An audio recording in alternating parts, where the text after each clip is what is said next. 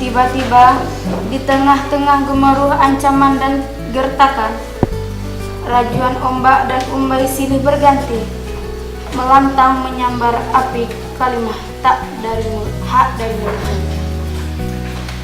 yang biasa bersenandung itu. Santri ini membaca puisi yang dibuat Hamka tanggal 13 November 1957, sesaat setelah mendengar sahabatnya Muhammad Nasir berpidato di sidang konstituante. Nasir yang juga tokoh masyumi tegas mengkritik konsep Nasakom yang diusung Presiden Soekarno kala itu. Semangat puisi itu ditiupkan kembali seorang santri di sebuah pondok pesantren di pinggir Danau Maninjau, Kabupaten Agam, Sumatera Barat. Tempat ini bernama Pondok Pesantren Buya Hamka. Seperti layaknya sebuah pesantren, geliat kehidupan sudah dimulai sejak subuh.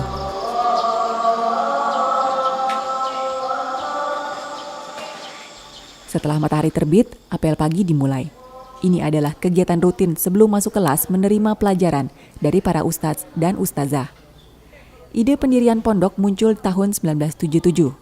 Kala itu Buya Hamka bertemu Presiden Soeharto dan menyampaikan ide mendirikan perpustakaan di Maninjau. Gayung bersambut, Soeharto malah mengusulkan pendirian pondok pesantren dan menjanjikan bantuan uang 52 juta rupiah. Tapi bantuan itu tak kunjung datang, bahkan hingga Hamka wafat tahun 1981. Tahun 78 ternyata bantuan itu tak jadi, sehingga rencana pendirian pesantren Buya Hamka ini terhenti. Baru tahun 1989 setelah meninggal Buya Hamka, kembali para tokoh-tokoh Maninjau merencanakan kembali untuk pendirian pesantren, yaitu yang dipromotori oleh Bapak Muhammad Nasir. Gempa hebat tahun 2009 memporak-porandakan pondok sehingga harus mengungsi ke lokasinya kini di Jurung Kukuban. Pesantren Hamka kini dihuni sekitar 100-an santri. Mereka berasal dari berbagai daerah, bahkan luar negeri. Santri digembleng pelajaran Al-Quran, hadis, hukum, dan sejarah Islam, dan tentu saja bahasa Arab. Di dalam buku ini, semua sejarah hidup, pesan-pesan di Hamka, perjuangannya ada di dalamnya. Disebutlah buku ini Hamka Sang Inspirator. Mungkin sedikit lagi kita mempergunakan dalam metode pengajaran, kita mempergunakan metode yang sifatnya modern dan juga tradisional. Seperti kita telah mempergunakan ada alat teknologi informasi, kita mempergunakan Infokus dalam mengajar, komputer untuk di labor bahasa dan segala macamnya.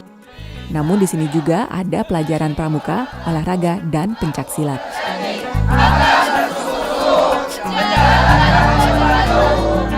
Tak ketinggalan keterampilan modern seperti komputer.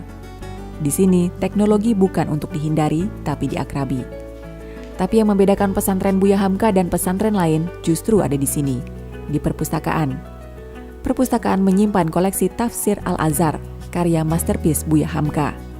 Santri diizinkan meminjam untuk menambah wawasan tentang pemikiran Buya Hamka. Jadi kita mendidik, ada pelajaran khusus tentang kehamkaan. Artinya kita mencari nilai-nilai pemikiran Buya Hamka di dalam menjalankan dakwah Islam dan juga sosial kemasyarakatan.